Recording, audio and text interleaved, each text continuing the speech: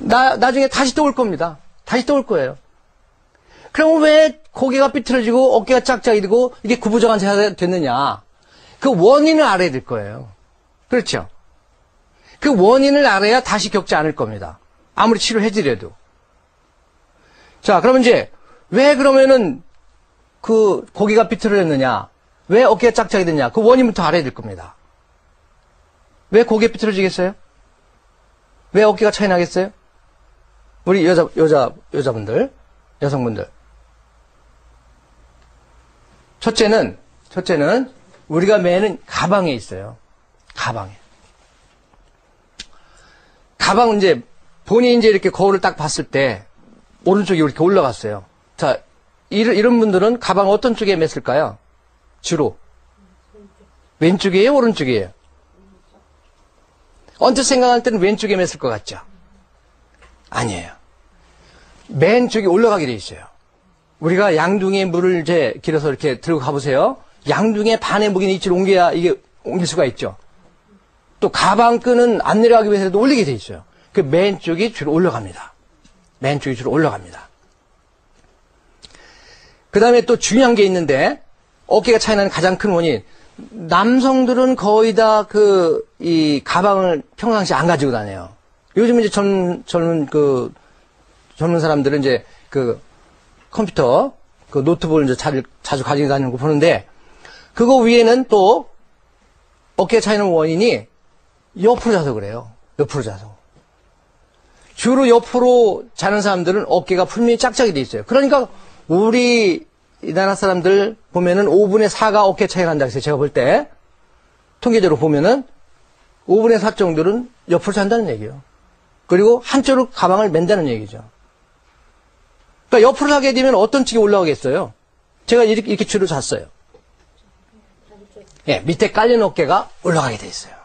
밑에 깔린 어깨가 올라갑니다. 분명히 아마 본인이 한번 적용을 해보시면 틀림없이 맞을 겁니다. 자, 그 다음에 어깨 차이 나는 원인을 보면은 척추가 좌우로 휘게 돼도 어깨가 이렇게 차이 난다고 그랬어요. 자, 그러면 어깨가 짝짝이고 고개 삐뚤어진 걸 정확하게 다 이렇게 교정을 해줬어요. 해줬는데 또 이렇게 가방 한쪽으로 매거나 옆으로 자게 되면 나중에 또 그럴 겁니다. 그럼 이제 해답은 뭐겠어요? 이건 이제 계속해서 겪지 않기 위해서는, 또 재발하지 않기 위해서는, 자, 어떻게? 해답은 가방을 어떤 쪽에 매야 되겠어요? 낮은 쪽에 매야 될 겁니다. 낮은 쪽에 매야 될 거예요. 자, 옆으로 잘 때는 어떤 쪽으로 자야 되겠어요? 반대쪽이 아니라 낮은 쪽 어깨가 밑으로 가도록 해서 자야 될 거예요. 자, 그런데 여기에서 함정이 있습니다. 그동안에 우리는 옆으로 자는 것이 가장 바른 자세다. 또 그것이 편한 자세다. 이렇게 알고 있었는데, 바른 자세라는 거는 우리가 앉아있을 때라든지 서있을 때라든지 잠을 잘 때라든지 운전할 때라든지 인체에 무리가 가장 적게 미치는 자세가 바른 자세일 거예요. 그런데 잠자면서 앉아있으면서 계속해서 무리가 가도록 누적되도록 한다면 그게 바른 자세는 아닐 겁니다. 자, 그럼 우리가 옆으로 자면 어떤 문제가 오는지를 하나하나 제가 짚어가겠습니다. 옆으로 자게 되면 일단은 옆으로 자는데 베개를 낮게 베기 위해서 고개 이렇게 기울일 거예요. 꺾일 겁니다. 그 다음에 분명히 어깨가 이렇게 올라간다 그랬죠? 어깨 짝짝이 됩니다. 근데 얼굴도 나중에 비대칭으로 변해가요. 자, 새우잠 자니까 등이 더 굽습니다. 구부정한 자세에서 아까 많은 것들이 온다 그랬죠? 그 다음에 이 골반 넓이가 허리 넓이보다 훨씬 더 넓어요. 척추 휘어갑니다. 특히 어렸을 때 이렇게 옆으로 자게 되면 척추 측만증이 되기 쉽습니다. 성인의 경우에는 뭐 이렇게 다 굳어있기 때문에 그렇게 쉽게 척추 측만증이 안 오는데 성장기에는 쉽게 옵니다. 자, 옆으로 자면 다리 쭉 못 펼칠 겁니다. 위쪽 다리 한쪽 이렇게 해서 베개나 뭐 이불이 하나 끼워야 되겠죠? 그래 편하죠. 그때 골반이 밤새도 이렇게 틀어지게 되는 거죠.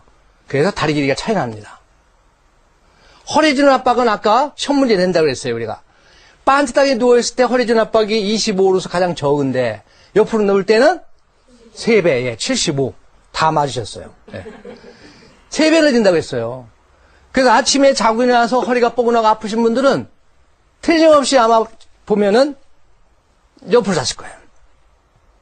그리고 오래 잔 날 아침은 허리가 좀 뻐근하고 아픈 거는 이제 뒤척이다 보니까, 옆으로 자꾸 뒤척이다 보니까 허리에 무리가 많이 가게 돼서 아프게 돼요. 옆으로 자는 사람들은 반드시 잠 잠이 안 옵니다. 계속해서 일생 동안 자요. 거기도 자리가 정해져 있어요. 여긴 내 자리, 여긴 자기 자리. 예? 정해져 있죠. 그죠?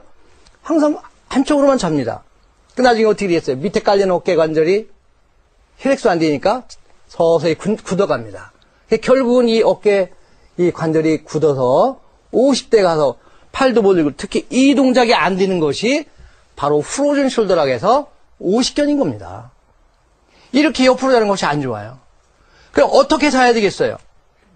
예, 반듯하게 누워서 자는 것이 가장 무리가 가장 적게 가면서 바른 자세라고 볼 수 있습니다. 엎드려 자면 어떻게 되겠어요? 엎드려 자면 모든 장기를 압박해요. 고개도 삐뚤어져요. 이 목뼈도 휘어져요. 얼굴도 비대칭으로 변해가요. 무리가 가는 겁니다. 반듯하게 누워서 자는 것이 바른 자세일 겁니다. 자, 이와 같이 아무리 정상에 벗어나서 온 것들을 근본적으로 정상으로 가게 해서 해결해 줘도 평상시에 또 이런 원인을 제공하면 나중에 또 그런다고 했어요. 그래서 이런 걸 겪지 않기 위해서는, 또 예방하기 위해서는 원인을 치료해줘야 된다. 이렇게 한쪽으로 매거나 한쪽으로 옆으로 자거나 이런 것을 치료해줘야 된다. 그리고 이제 다음 시간에는 우리가 현대인들이 거의 겪고 있는 거예요. 이렇게 고개가 아프나고 등 굽고 배는 나와 있어요. 여기서 오는 것들이 엄청나다고 그랬습니다. 그죠? 목어깨 통증부터 허리 디스크까지 굉장히 많다고 그랬어요. 자, 그러면 왜 구부정이 됐느냐? 이 원인을 한번 밝히면은 평상시에도 그런 걸 겪지 않겠죠.